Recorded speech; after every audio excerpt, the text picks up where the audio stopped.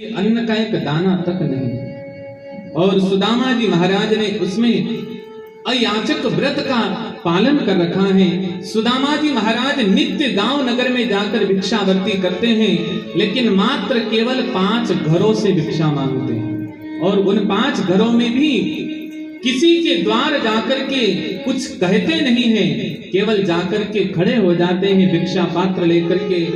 यदि बाहर आकर के किसी ने कुछ दान दक्षिणा दे दी, भिक्षा दे दी तो ठीक है, वरना नहीं तो वापस फिर अपने घर चले जाए। एक दिन भगवान श्री कृष्ण ने मन ही मन विचार किया कि मेरा मित्र सुदामा जब से मेरे श्राप को लेकर के गया है, तब से वापस नहीं आया, न उसका कोई समाचार आया। चलो मैं आज स्वयं चल करके सुदामा को देखता हूं। और आज भगवान साधु ब्राह्मण का वेश बना करके आए हैं यहाँ सुदामा जी के द्वार पर। और सुदामा के द्वार पर आकर आवाज लगाई, भिक्षाम दे। जैसे ही द्वार पर जाकर आवाज लगाई भिक्षाम देही, तुरंत सुदामा जी महाराज की पत्नी सुशीला दौड़ती भागती घर से बाहर आई और बाहर आकर के देखा द्वार पर साधु महात्मा खड़े हैं। हाथ जोड़ करके उनको प्रणाम किया, वंदन किया और कहा कि महाराज क्षमा कीजिएगा, मैं आपको भिक्षा के रूप में कुछ भी दान दक्षिणा दे नहीं सकती। पूछा कि देवी न देने का कारण क्या है, आखिर क्या कारण है? रोते रोते सुशीला ने कहा कि नाथ, मेरे घर में सूतक लग गया है। अच्छा, क्या हुआ है घर में, बालक अथवा तो बालिका? रोते रोते सुशीला ने कहा कि नाथ, मेरे घर पर एक बालक का जन्म हुआ है और मेरे घर पर जिस बालक का जन्म हुआ है उस बालक का नाम है दरिद्र नारायण। जब से वो मेरे घर में आया है तब से न तो समय पर खाने के लिए अन्न मिलता है, न समय पर पहनने के लिए वस्त्र मिलते हैं। सुशीला की बात को सुनकर आखिर भगवान तो घट-घट के अंतर्यामी, घट-घट के जानकार, भाव विभोर हो गए और तुरंत कहा कि देवी, आप तो सुदामा जी महाराज की पत्नी लगते हो। बोले हाँ, आपने सत्य पहचाना है, मैं सुदामा जी महाराज की पत्नी हूँ। तुरंत भगवान ने कहा कि तुम्हारे पति सुदामा ने तुमको शायद बताया नहीं, अरे द्वारिका के राजा जो भगवान श्री कृष्ण चंद्र हैं, वो तुम्हारे पति सुदामा के अंतरंग सखा हैं, मित्र हैं। तुम केवल एक बार अपने पति सुदामा को द्वारिका भेज दो, द्वारिका गए से हरि दारिद हरेंगे पिया, क्योंकि द्वारिका के नाथ वो अनाथन के नाथ हैं। एक बार अपने पति को द्वारिका भेज दो। सुशीला ने जैसे ही सुना, आज तक सुदामा जी महाराज ने अपनी पत्नी सुशीला को यह बात नहीं बताई थी कि द्वारिका के राजा भगवान श्री कृष्ण मेरे मित्र हैं। लेकिन आज जब सुशीला को साधु के द्वारा पता लगा, तुरंत दौड़ करके आई सुदामा जी के पास में, हाथ जोड़ करके कहा कि महाराज एक बात बतलाइए, मुझे अभी अभी पता लगा है, सच बताइएगा कि क्या द्वारिका के राजा भगवान श्री कृष्ण चंद्र आपके सखा हैं, आपके मित्र हैं? कृष्ण का नाम सुनते ही सुदामा जी की आंखों में भाव के अश्रु झलक आए, पूरा गुरुकुल आंखों में नाचने लगा। रोते रोते कहने लगे कि देवी, कृष्ण की मित्रता के बारे में मैं क्या वर्णन करूं। इतनी हमारी मित्रता थी कि यदि मैं गुरुजी के सामने कोई बात भूल जाता, कोई पाठ यदि मैं बता नहीं पाता, तो मेरे साथ में वो भी भूल जाता। सोचता कन्हैया कि गुरुजी मुझे मारेंगे तो साथ में कृष्ण को भी दंड मिलेगा, उसे भी सजा मिलेगी। सुशीला ने सुन करके कहा कि यदि महाराज आपकी इतनी मित्रता है तो आपका मन नहीं करता कभी अपने मित्र से मिलने का? सुदामा जी ने रोते हुए कहा कि देवी, मन तो बहुत करता है कृष्ण से मिलने का, लेकिन क्या बताऊं, उसके भाग के चने में खा करके बैठा हूं, उसका ऋण मेरे ऊपर बचा हुआ है।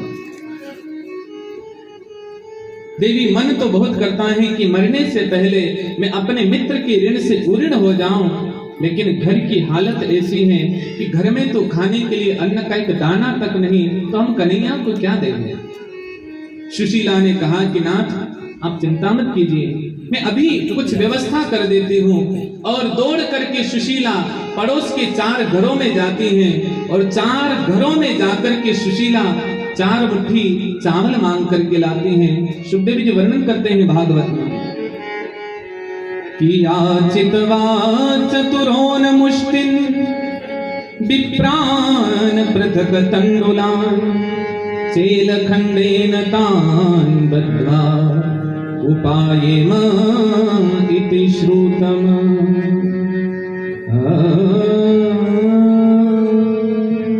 सुशीला पड़ोस के 4 घरों में जाती हैं और पड़ोस के 4 घरों में जाकर के 4 मुट्ठी चावल मांग करके लाई।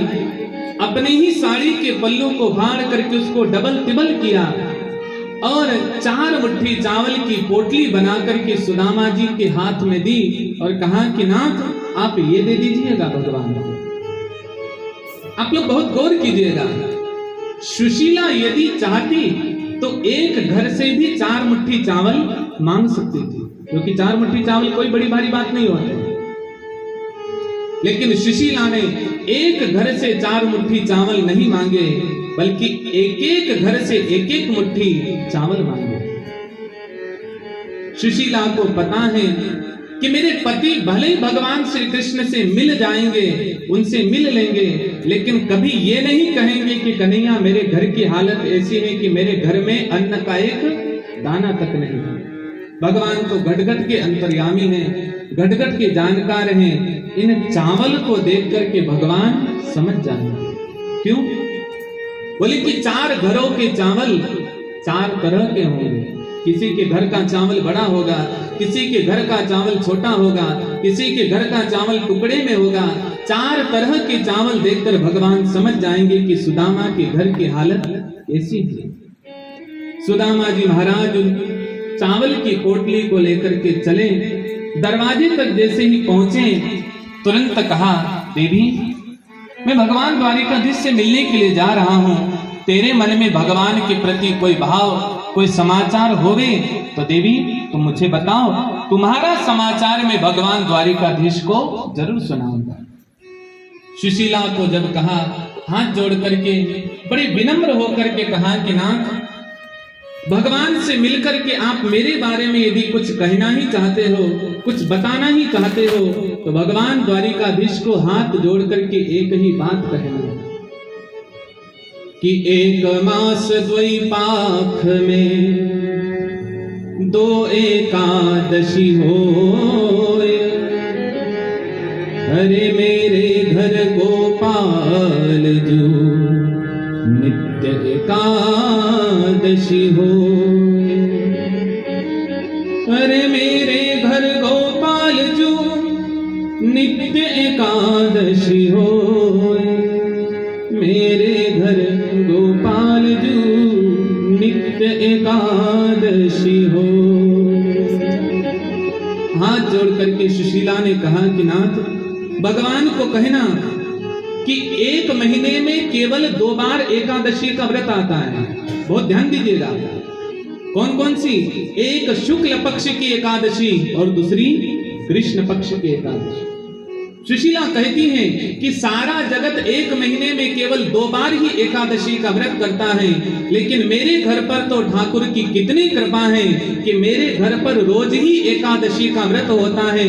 न तो समय पर अन्न मिलता है, न समय पर वस्त्र मिलते हैं। मेरे घर गोपाल जो नित्य एकादशी है।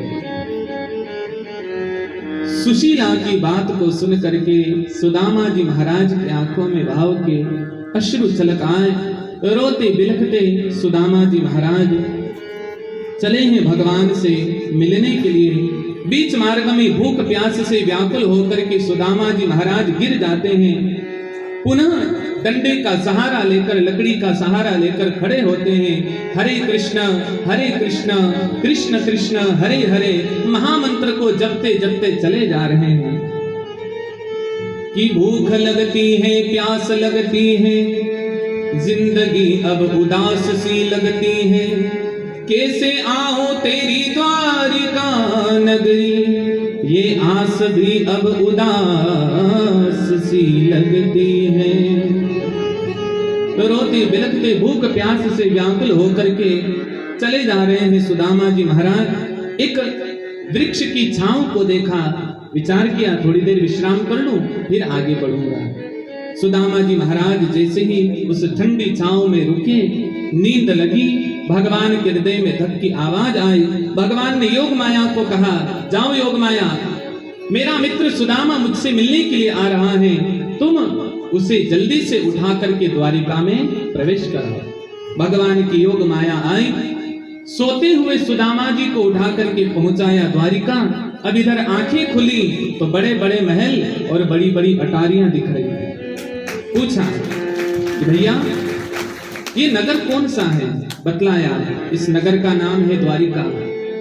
सुदामा जी ने विचार किया कि मैं चलते चलते द्वारिका पहुंच गया, मुझे पता नहीं लगा।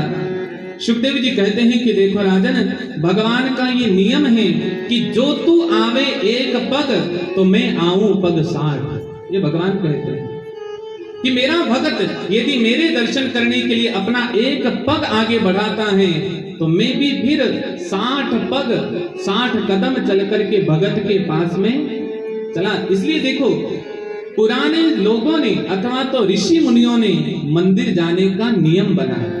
क्यों बनाया मंदिर जाने का नियम?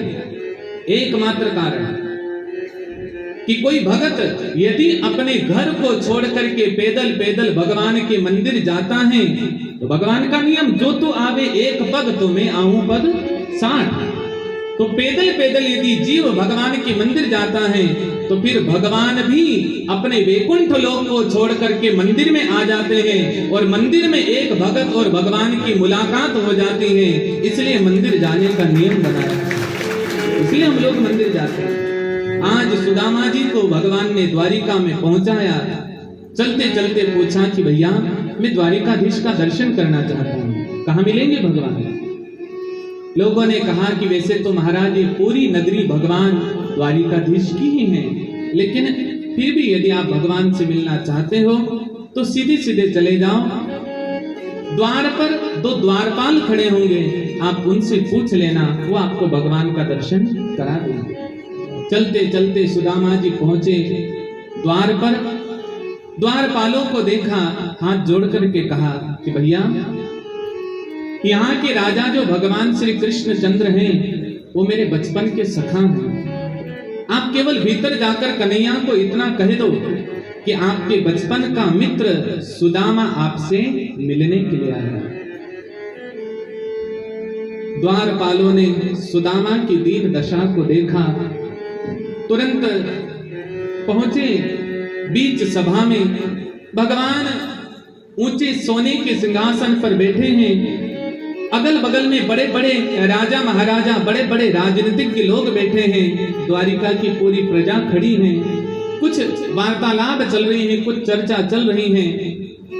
उसी बीच द्वारपाल ने जाकर भगवान की जय जयकार करके प्रणाम किया और हाथ जोड़ करके कहा कि महाराज द्वार खड़ो द्विज दुर्बल एक, रयो चकी सो नहीं सो अभिरामा, अरे पूछत दीन दयाल को धाम, बतावत आपनु नाम सुदामा। धोती फटी सिलती दुपटी, अरुपाय उपायन को नहीं सामा, अरे द्वार खड़ो द्विज दुर्बल एक, रहो चकी सो नहीं सो अभिरामा, अरे पूछत दीन दयाल को धाम, बतावत आपनु नाम सुदामा। द्वारपाल ने हाथ जोड़ करके कहा कि नाथ, बाहर दरवाजे पर एक साधु ब्राह्मण खड़ा है, प्रभु उसकी दीन दशा का हम क्या वर्णन करें। उसने अपने शरीर पर वस्त्र तो पहन रखे हैं, लेकिन आधे धोती ओढ़ रखी है, आधी पहन रखी है। उस धोती में भी इतने छिद्र बने हुए हैं महाराज, पूरा तन स्पष्ट रूप से दिखाई दे रहा है। महाराज उसकी दीन दशा को देख करके लगता है मानो उसने कई दिनों से भोजन नहीं किया है। प्रभु ने पूछा कि वो अपने परिचय के बारे में क्या कहता है। द्वारपालों ने कहा कि महाराज वो आपको अपना बचपन का मित्र बताता है। भगवान ने पूछा कि वो अपना नाम क्या बता रहा है। द्वारपालों ने हाथ जोड़ करके कहा कि महाराज वो बार बार अपना नाम सुदामा बतला रहा है। जैसे ही भगवान ने सुदामा नाम सुना है, भगवान छलांग लगा करके मंच से नीचे कूदे और सुदामा सुदामा सुदामा कहते हुए दौड़े हैं भगवान दरवाजे की तरफ। और द्वार पर जाकर के भगवान ने सुदामा को हृदय से लगाया कि हाय महादुख पायो सखा तुम, आये इथेन किथे दिन खोए। अरे देखी सुदामा की दीन दशा, करुणा करके करुणा निधि रोए। सुदामा की दीन दशा को देख करके भगवान रोने लगे, मानो भगवान की आंखों से आंसुओं के पनारे बहने लगे। सारे द्वारिका के लोगों को आश्चर्य है कि भगवान से मिलने के लिए रोज हजारों लोग आते हैं, लेकिन आज भगवान का ऐसा कौन सा मित्र आ गया जिसके लिए भगवान खुद दौड़ करके दरवाजे की तरफ गए हैं, द्वार पर गए हैं। भगवान रोते रोते सोच रहे हैं कि मेरे श्राप के कारण मेरे मित्र की ऐसी दशा हुई है। भगवान विचार कर रहे हैं कि हाय महादुख पायो सखा तुम, आये इथेन किथे दिन खोए। अरे सुदामा इतने साल में तुझे कभी मेरी याद नहीं आई।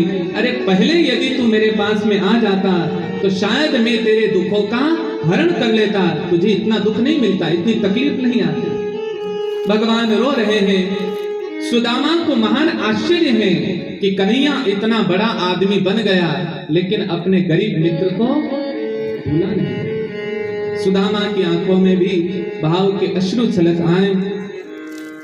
इधर भगवान रोती बिलखते सुदामा को महल में लेकर के आए। सुखदेव जी भागवत में स्पष्ट कहते हैं कि राजन, जिस सोने के निज सिंहासन पर भगवान द्वारिकाधीश स्वयं बैठते हैं, आज उस सोने के सिंहासन पर भगवान ने सुदामा को बिठाया और स्वयं भगवान द्वारिकाधीश नीचे जमीन पर बैठ जाते हैं, पांव। सुखदेव जी कहते हैं, देखो राजन, कौन कहेगा कि सुदामा गरीब है? अरे जगत के मालिक परमपिता परमात्मा कृष्ण चंद्र जिनके चरणों में बैठे हैं, कौन कहेगा सुदामा गरीब है? कहां जगतपति दीन दयाला और कहां कंगाल ब्राह्मण सुदामा। भगवान ने तुरंत अपनी पत्नी रुक्मणी को कहा, रुक्मणी ये मेरा मित्र बाद में है, पहले जन्म से ब्राह्मण है। ब्राह्मण हमारे द्वार पर आए हैं, रुक्मणी मुझे अपने मित्र ब्राह्मण के चरण धोने हैं, जाओ रुक्मणी जल लेकर के आओ। सुखदेव जी कहते हैं, देखो राजन, भगवान के घर में द्वारिका में बहुत सारे नौकर चाकर हैं, बहुत सारी दास दासियां हैं, लेकिन आज भगवान ने स्वयं रुक्मणी को कहा, जाओ रुक्मणी जल लेकर के आओ। रुक्मणी को महान आश्चर्य है कि भगवान ने मुझे जल लाने के लिए कहा है, मतलब भगवान का कोई परम मित्र है, परम तपस्वी ब्राह्मण है। सुखदेव जी कहते हैं कि देखो राजन, भगवान ने सुदामा के चरणों में हाथ रख करके देखा तो क्या देखा कि सुदामा जी महाराज पैदल चल करके आए हैं